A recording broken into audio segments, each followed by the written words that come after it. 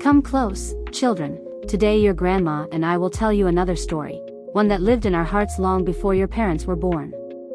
The village we grew up in was small, quiet, and surrounded by endless fields of wheat and sugarcane. Life was simple, but every day held a kind of magic that you cannot find in cities now. Your grandpa and I were not married back then. We were just two young villagers who watched the world with curious eyes.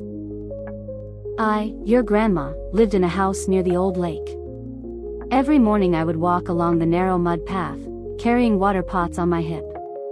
Your grandpa lived on the other side of the village, near the mango orchards. He would spend his mornings climbing trees, cutting grass for the cattle, and racing his friends to the river. Our story begins on a day when the sun burned hotter than usual. Half the village had gathered at the old well because its water level had dropped. People whispered in worried voices. If the well dried, how would the village survive? Buckets were lowered, ropes creaked, and every splash felt like a blessing. That day, your grandpa arrived late, but he came running, holding something tightly in his hands. Everyone turned to look. It was a small mud pot, filled with fresh water from the distant canal. He placed it gently near the well. When the elders asked him why he brought it, he simply said, "Maybe my little share of water will convince the sky that we are not giving up." Children, sometimes the smallest things carry the bravest intentions.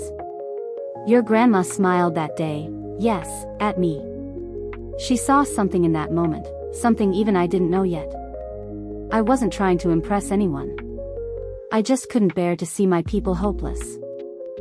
For days after that, every young person began bringing a little water from wherever they could find it. Some filled pots, some carried bottles, some squeezed water from wet cloths. Slowly, drop by drop, the well gathered enough water to keep us alive until the rains arrived. But the story doesn't end there. One evening, dark clouds finally stretched across the sky. Thunder rolled like drums, and the scent of wet earth filled the air. Everyone rushed outside. Men, women, children, even the elders walked with canes faster than usual.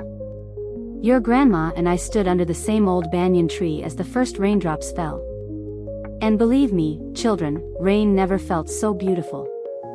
It wasn't just water, it was hope returning home. She looked at me and said, "Maybe the sky listened after all." I replied, "Maybe it listened to all of us." From that day on, our village understood something important. Unity can do what strength alone cannot. Years later, after we married, we passed the same banyan tree many times. Whenever it rained, we remembered that day, how a pot of water, carried by a hopeful boy, became a story that lasted for generations.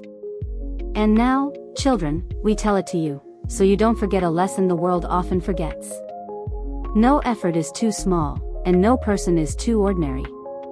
Even the smallest drop can save a village. Even the smallest heart can carry the biggest hope. So when life tests you, like the sun tested our village, remember this story. Don't wait for someone else to bring the first drop of change. Be the one who takes the first step. Because others will follow. Your grandma squeezes my hand as I say this. She remembers every moment of that old summer.